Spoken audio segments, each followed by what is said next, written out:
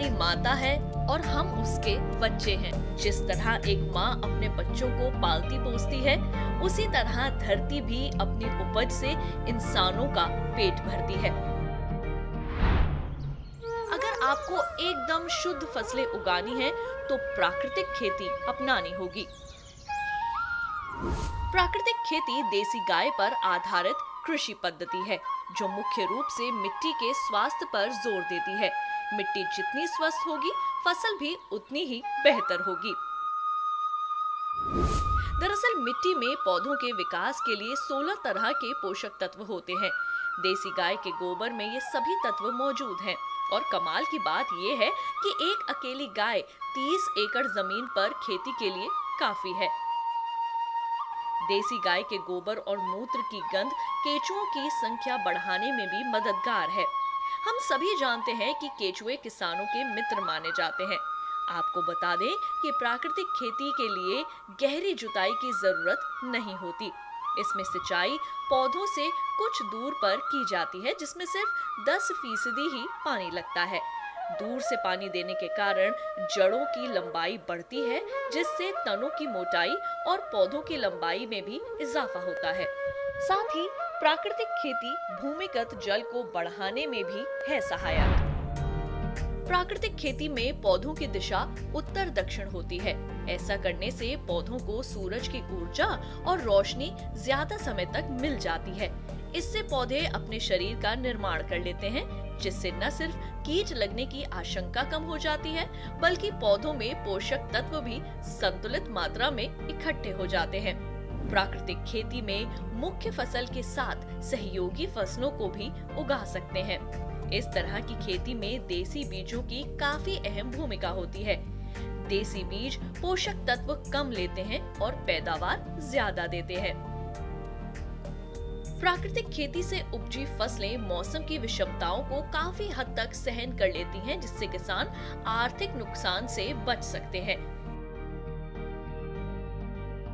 खेती के लिए खाद और कीटनाशक की जरूरत होती है। प्राकृतिक खेती में ये दोनों चीजें प्राकृतिक तरीके से ही बनाई जाती हैं, और वो भी घर पर मौजूद सामग्री से। खाद दो तरह से बन सकती है।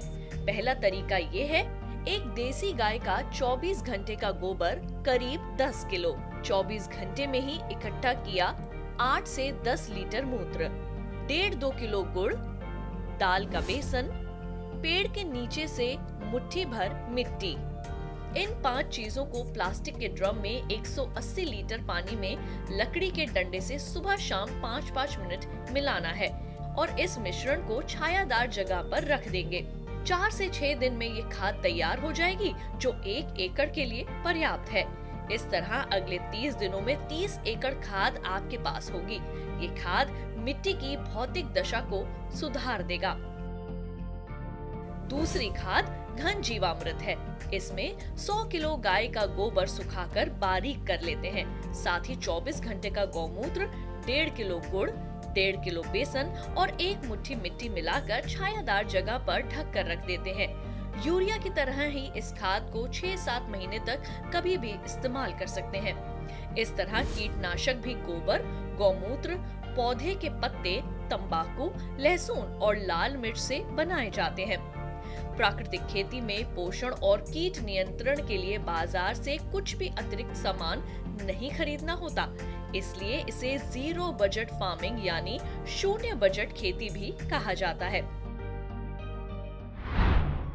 सरकार ने परंपरागत कृषि विकास योजना में ही भारतीय प्राकृतिक कृषि पद्धति के नाम से एक उपयोजना तैयार की है।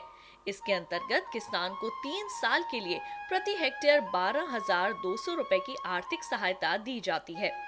इस उपयोजना में अब तक 4,09,400 हेक्टेयर क्षेत्र कवर हो चुका है और 8 राज्यों के लिए 4,981 लाख रुपए जारी किए जा चुके हैं। पद्मश्री सुभाष पालेकर ने प्राकृतिक खेती के क्षेत्र में सराहनीय काम किए हैं।